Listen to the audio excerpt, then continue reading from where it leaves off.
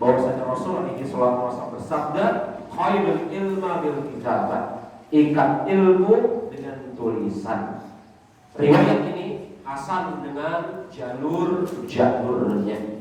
Rasul mengatakan ikatlah ilmu dengan tulisan.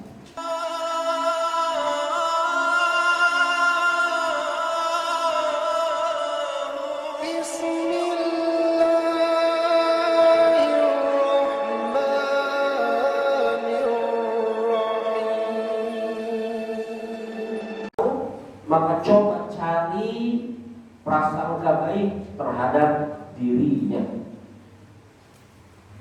Kalau nggak cukup satu, bagaimana caranya? Kata Umar bin Abdul Aziz, hadirkan 1000 baik sangka. Kalau setelah 1000 baik sangka tersebut tidak cukup, bagaimana Umar bin Abdul Aziz? Maka katakan kepada dirimu, dia punya uzur yang aku tidak ketahui. Selesai. Iza syai'an fi akhika faltamisu uzra. Cari uzur buat dirinya. Assalamualaikum. Kok dia nggak menjawab ya? Jangan-jangan dia nggak suka saya. Jangan-jangan dia ini terus setan akan terus mengilhami. Jangan-jangan. Assalamualaikum. Oh, mungkin dia nggak dengar. Mungkin dia tersibukkan dengan sesuatu yang ada di pikirannya. Mungkin datangkan 1000 baik sangka. Ya, ucapan Umar bin Abdul Aziz, apabila engkau menjumpai sesuatu yang tidak engkau sukai dari saudaramu, maka carilah prasangka baik untuk dirinya. Itu dikeluarkan oleh Imam Abu Nu'aim dalam Hilyatul Awliya dan juga Imam Az-Zahabi dalam Siyar A'lamin Nubala. Jauhilah buruk sangka. Karena sikap itu memicu permusuhan, lagi pula tidak dihalalkan berdasarkan sabda Rasul alaihi salatu wassalam. Berprasangka baiklah terhadap orang-orang mukmin. Syekh Marwan mengatakan, lafaz seperti ini tidak saya jumpai. Yang ada adalah husnul dzan min husnil ibadah. Prasangka baik termaksud ibadah yang baik. Ini lafaznya. Ya, buruk sangka semata-mata hanya muncul dari jeleknya niat dan jeleknya hati. Sebagaimana syair yang dikatakan oleh Abu Thayyib. Abu Thayyib ini Al-Mutanabbi. Al-Mutanabbi ini seorang imam syair. Syairnya bagus-bagus. Ya, sampai dikumpulkan oleh sebagian ulama menjadi diwan Al-Mutanabbi. Ini bagus sekali ucapannya Al-Mutanabbi. Ya, bagus-bagus ucapan Al-Mutanabbi. Di antara syair Mutanabbi yang saya hafal, beliau mengatakan, Al-Mutanabbi, man lam yamut bis-sayf yamut bi ghairihi. Siapa yang tidak mati dengan sebab pedang, maka akan mati dengan sebab yang lain. Al-mautu wahid wal asbabu ta'addad. Mati cuma sekali, sebabnya bisa beraneka ragam. Itu luar biasa. Coba kalau kalimat ini diucapkan di medan jihad, itu membakar semangat orang ya. Dan memang kalimat ini, kalimat Al-Mutanabbi ini diucapkan di medan jihad oleh para pemimpin pasukan perang. Salah satu yang mengendangkan kalimat ini Salahuddin Al-Ayyubi. Salahuddin Al-Ayyubi ketika membebaskan Palestina, dia berteriak dengan kalimat Al-Mutanabbi, man lam yamut bis-sayf yamut bi ghairihi. Siapa yang tak mati dengan sebab pedang, maka suatu saat pasti mati dengan sebab yang lain. Al-mautu wahid, mati itu hanya sekali. Adapun sebabnya beraneka ragam. Tinggal ente pilih. mati di medan jihad atau mati konyol. Kan begitu. Itu ajib ucapan Al-Mutanabbi.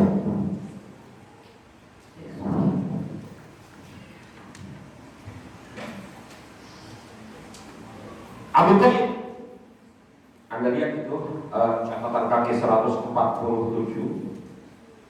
Dua bait syair dikatakan oleh Abu Thalib Al-Mutanabbi untuk menyanjung Ustaz Kafur Akhsyari dalam diwannya halaman 459.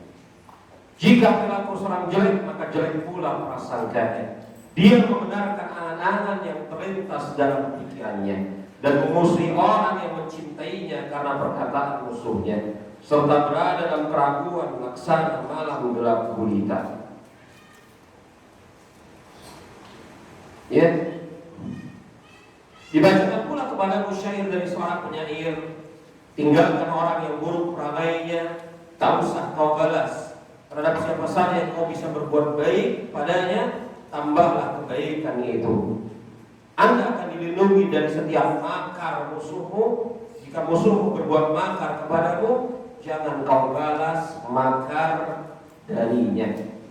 Dibacakan kepada syair Syekh Ahmed Abdul Fath Al-Busti. Ya, Al-Busti ini Bustok itu nama daerah di Khorasan. Ya, kalau kita tahu namanya Imam Ibn Hibban itu berasal dari daerah Busti. Makanya namanya Imam Ibn Hibban Al-Busti. Nah, daerah di Khorasan, Bukhara. Ya.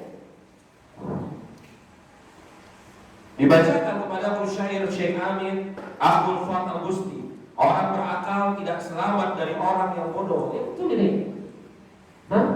Yang selalu berusaha menzalimi dan mempersulitnya, hendaknya lebih memilih damai daripada memeranginya. Tetaplah diam meskipun dia berkata. Orang berakal tidak selamat dari orang yang bodoh. Kalau kita baca Muqaddimah kitab Zadul Ma'ad Imam Ibnu Qayyim, di sana disebutkan para nabi itu musuh para penentangnya, sebagaimana penentangnya itu musuh para nabi. Orang alim musuh orang jahil musuh orang alim, dan seterusnya. Nggak selamat. Orang berakal tidak akan selamat dari orang yang bodoh. Ya, tetap diam meskipun dia senantiasa berbicara. Bahkan Abu Sulaiman Ad-Darani mengatakan, pembicaraanmu terhadap orang bodoh itu alamat kekurangan akalmu. Tanggapanmu terhadap orang yang bodoh itu alamat kekurangan akalmu. Orang bodoh jangan ditanggapi, diajari bos. Iya, diajari. Kalau menerima syukur, tidak menerima tinggalkan. Jangan ditanggapi.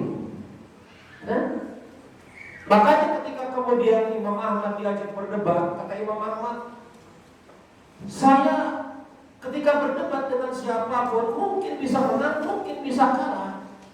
Akan tetapi saya pasti kalah apabila berdebat dengan orang bodoh. Iya. Kata Imam Ahmad, kalau saya berdebat dengan siapapun, saya mungkin menang, saya mungkin kalah. Tapi kalau dengan orang bodoh, saya akan pasti kalah. Berdebat dengan dia. Jadi bisa dilayani orang bodoh ini. Sampaikan hujah, tinggalkan. Ya kadang-kadang kita ini sebagai penuntut ilmu ngeladenin gitu ya.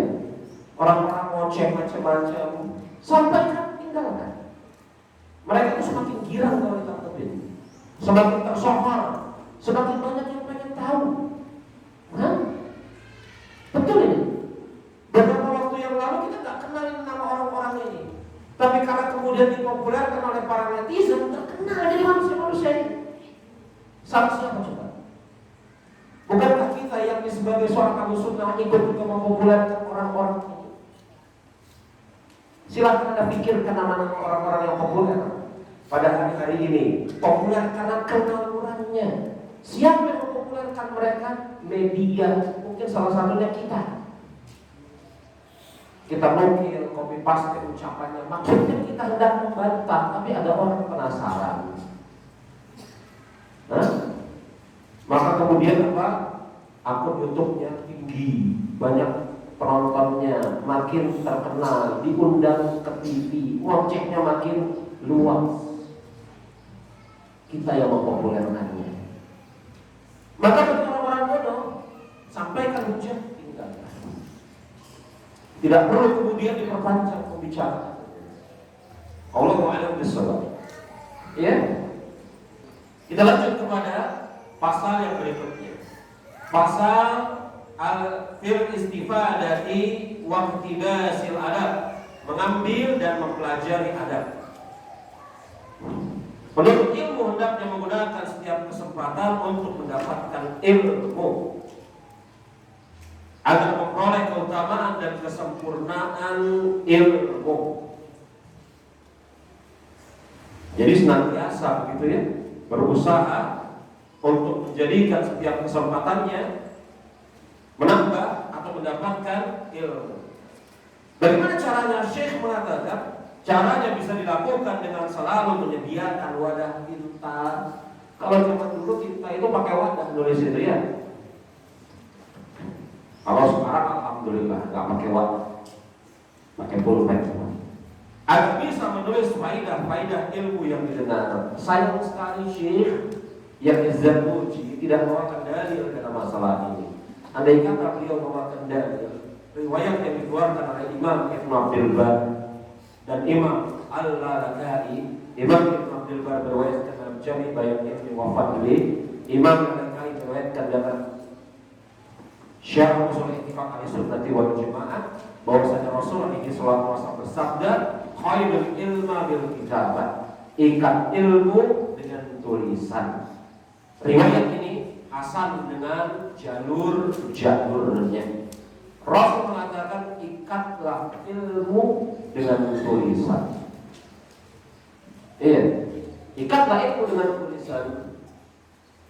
Jadi sayang sekali Al-Imam Az-Zarnuji tidak membawakan riwayat ini. Mungkin Allah a'lam Imam Az-Zarnuji tidak tahu riwayat tersebut atau dia tahu tapi beliau menganggap lemah riwayat tersebut. Karena memang secara kenyataan ada sebagian ulama yang melemahkan riwayat itu. Jadi riwayat Faidul Ilmu Kitab, ikat ilmu dengan tulisan, itu riwayat tersebut statusnya hasan li ghairihi. Hasan karena sebab yang lain. Jadi asal muasalnya derajatnya dhaif. Tapi kemudian karena berkumpul jalan riwayatnya, dia terangkat menjadi hasan. Ya. Mungkin Az-Zarnuji al-Imam menganggap riwayat tersebut riwayat yang lemah, makanya beliau tidak bawakan. Allahu a'lam. Tapi riwayat tersebut, ya, andai kata kemudian ditakdirkan lemah, walaupun saya mengikuti pendapat yang mengatakan riwayat tersebut hasan, tapi hasan juga ghairihi, dan itu dikuatkan oleh Syekh Al-Albani. Syekh Al-Albani mengatakan riwayat tersebut hasan li ghairihi, qaidul ilmu bil kitabah. Tapi perintah untuk menulis itu ada pada lisan Rasul alaihi salatu wassalam. Perintah untuk menulis ilmu itu telah berjalan di lisan Rasul, telah dipraktekkan oleh para sahabat. Ada seorang sahabat yang namanya Abu Syah. Abu Syah adalah seorang sahabat yang menulis segala sesuatu yang keluar dari lisan Rasul. Yang dengan sebab itu dia diolok-olok oleh sebagian sahabat yang lain.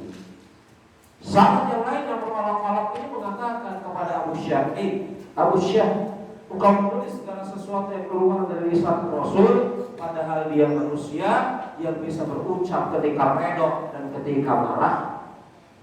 Maka Abu Syah menghentikan menulisnya. Dan Rasul menjumpai dia mulai berhenti menulis. Rasul bertanya kepada Abu Syah, apa yang kau lakukan wahai Abu Syah? Abu Syah bercerita tentang apa yang terjadi pada dirinya. Maka apa kata Rasul alaihi salatu wasallam, dan Rasul mengucapkan dengan sighah fi'il amar, uktub, tulis. Berarti Rasul memerintahkan untuk apa? Menulis. Uktub. Wa allazi bin nafsi yadihi, demi Allah yang jiwaku berada di tangannya. Ma kharaja minni ilal haq, tidak ada yang keluar dari sisiku sambil beliau berisyarat dengan jari menunjuk kepada mulutnya, kecuali kebenaran. Riwayat ini sahih, dikeluarkan oleh Imam Bukhari dan Imam Muslim dengan sedikit perbedaan lafaz. Kan begitu. Jadi ada perintah dari sisi Rasul untuk bahkan datang dalam segi maaf, fi'il, amar, perintah. Bahkan Abu Hurairah mengatakan, saya kalah hadis hafalannya dari Abu Sa'id Al-Khudri, sebabnya dia menulis apa yang saya tidak sanggup untuk menulis. Abu Hurairah ammi, tidak bisa baca tulis. Beliau betul-betul mengandalkan kekuatan hafalannya Abu Hurairah. Dan dia mengatakan, saya kalah dari Abu Sa'id Al-Khudri, karena Abu Sa'id Al-Khudri menulis apa yang didengar dari Rasul, saya tidak. Apakah menunjukkan Abu Sa'id lebih banyak riwayat hadisnya dari sisi Rasul? Ngomong-ngomong, siapa yang paling banyak riwayat hadisnya dari sisi Rasul? Abu Hurairah. Abu Hurairah meriwayatkan hadis dari sisi Rasul dengan jumlah yang tidak berulang sebanyak 1753 hadis. 1753 hadis tanpa berulang. Urutan kedua Abdullah bin Umar. Abdullah bin Umar 1630 hadis. Maka dari Al-Abadilah 4 orang Abdullah, Abdullah bin Umar, Abdullah bin Abbas, Abdullah bin Zubair, Abdullah bin Amr bin As, yang paling banyak meriwayatkan hadis Abdullah bin Umar 1630 hadis. Kata siapa? Bukan kata saya nggak pernah hitung. Kata Syekh Muhammad Fuad Abdul Baqi. Bisa banget yang hitung beginian. 1753, 1630. Itu menunjukkan apa jemaah? Semuanya itu hampir sudah pernah dikerjakan oleh ulama kita. Sudah pernah dikerjakan ulama kita. Antum bayangkan, sampai menghitung hadis yang dikeluarkan oleh Abu Hurairah sudah mereka kerjain itu. Jadi sudah mereka kerjakan, sudah mereka tulis dalam kitab mereka, sudah mereka hidangkan seakan-akan sebagai makanan. Sekarang tinggal kita makannya aja. Kalau makanannya sudah ada malas makan, ya salah kita. Kan begitu. Sudah ada. Ente tidak perlu repot-repot. Kalau mau menghitung ya silakan. Tapi sudah dihitung 1753 tanpa berulang dari seluruh kitab hadis. Ya kalau berulang jumlahnya lebih itu. Kan begitu.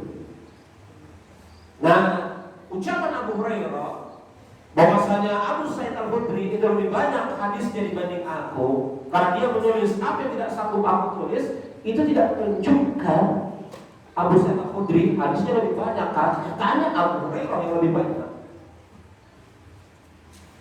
Maka walaupun kemudian tidak disyaratkan di sini dalilnya mana ini dalilnya perintah untuk menulis, ada dalam riwayat Ibnu Abdul Bar, riwayat Al-Lalakai, ya, Qaidul Ilma bil Kitabah, bahkan Rasul mengatakan uktub kepada Abu Syah.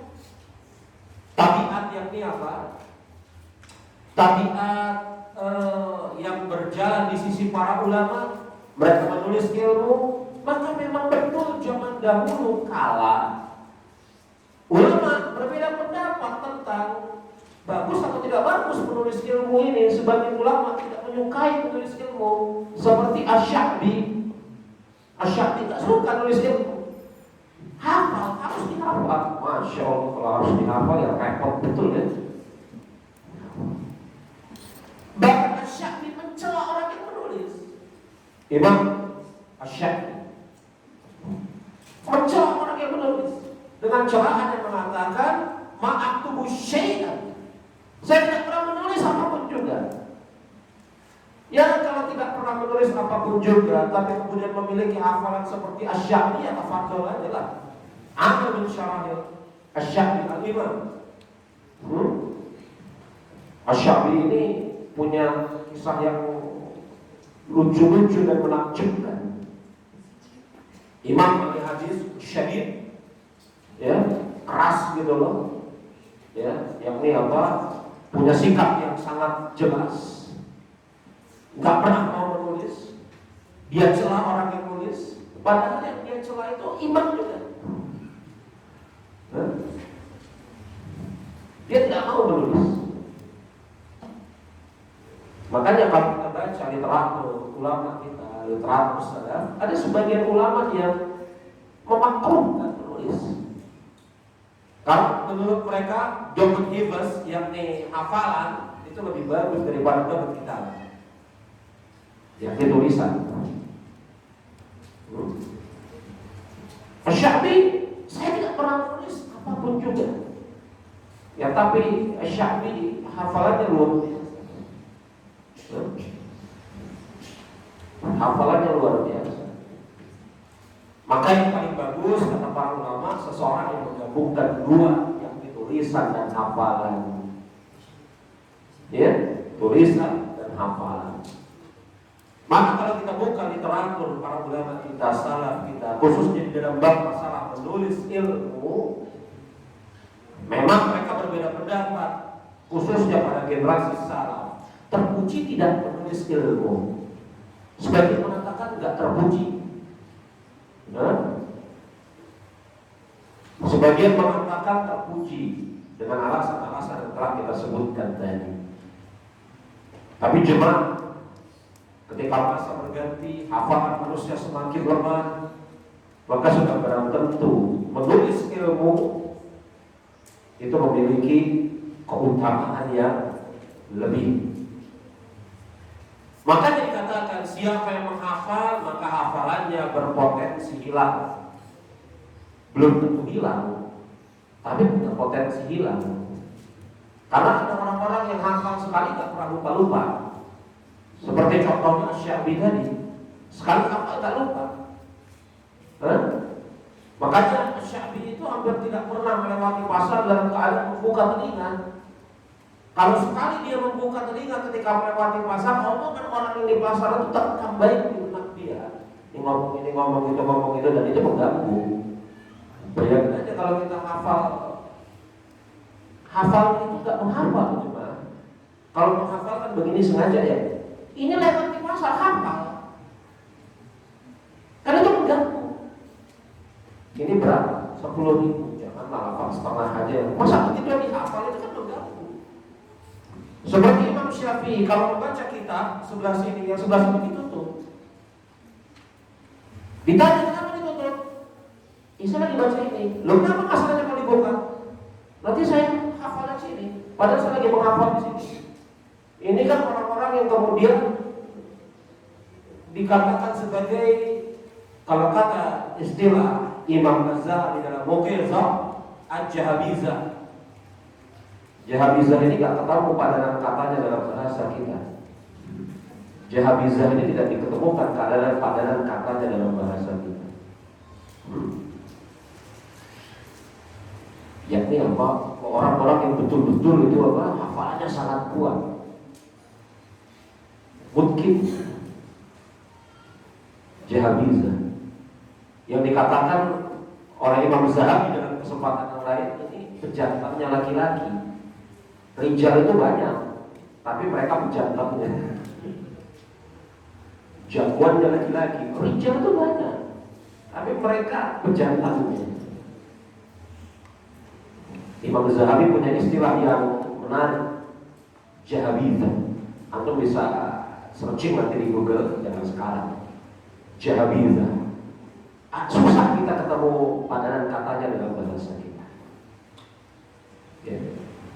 Sebagian ada yang istilahnya dengan syaitan dengan ins, setan dari kalangan manusia. Ini bukan celaan, saking takjubnya gitu loh. Ini bukan celaan.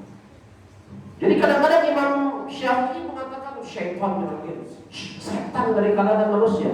Itu bukan celaan. Itu takdir pujian, saking takjubnya kelepas apa kayak gitu. Makanya kalau kita perhatikan lafaz jar wa ta'dil, begitu Jangan langsung kita terjemahkan setan dari kalangan manusia. Oh, berarti Imam Syafi'i mencela orang tersebut. Belum tentu. Makanya para ulama ada yang kemudian menyusun buku secara khusus tentang istilah-istilah yang keluar dari lisan para imam dalam bab syarah ta'dil. Apa ini? Azabnya. Padahal belum selesai. Baik. Kita juga insyaallah taala nanti jam berapa? 1:30 lebih kita kembali lanjutkan. Sekarang kalau mau dilanjutkan, asyhadu an la ilaha illa anta astaghfiruka wa atubu ilaik. Alhamdulillahirabbil alamin. Assalamualaikum warahmatullahi wabarakatuh. Mari belajar bahasa Arab bersama aplikasi Lughati. Lughati sebuah aplikasi untuk semua umur yang ingin belajar bahasa Arab mulai dari nol. Aplikasi ini memberikan pembelajaran yang bukan berupa tulisan saja, namun juga dilengkapi dengan video agar pengguna Lughati lebih mudah dalam memahami pelajaran bahasa Arab. Dalam aplikasi ini Anda juga dimanjakan dengan fitur koin untuk beramal soleh atau membeli produk-produk edukasi yang bermanfaat. Tunggu apa lagi? Segera download aplikasi Lughati.